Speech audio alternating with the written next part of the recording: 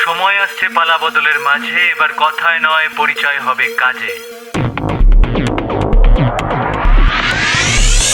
বিশ্বাস করো না তো তোমার হাতে সময় আছে, না তো আমার হাতে সময় আছে, কিন্তু এই বিশাল পৃথিবীতে প্রতি মুহূর্তে না জানি কত রকম অত্যাশ্চর্য ঘটনা নিয়ে পড়াশোনা করছি। সেরকমই কিছু তোমাদেরকে জানাতে চাই এই 1 মিনিট শোতে। থমাস হ্যারিয়েট 1560 খ্রিস্টাব্দে জন্মগ্রহণ করেছিলেন ইংল্যান্ডের অক্সফোর্ডে।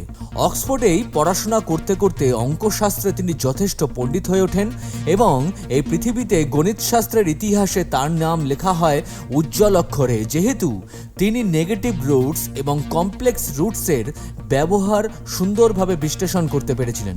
মূলত গাণিতিক ইকুয়েশনসগুলো সলভ করাই ছিল তার সবথেকে বড় অবদান। কিন্তু ইতিহাস তাকে মনে রেখেছে আরো একটা অন্য কাজের জন্য। টেলিস্কোপ দিয়ে আকাশ দেখা ছিল তার এক শখ। এই টেলিস্কোপ দিয়ে আকাশ দেখতে দেখতেই তিনি এই পৃথিবীর ইতিহাসে প্রথমবারের জন্য চাঁদের ম্যাপ তৈরি করেছিলেন।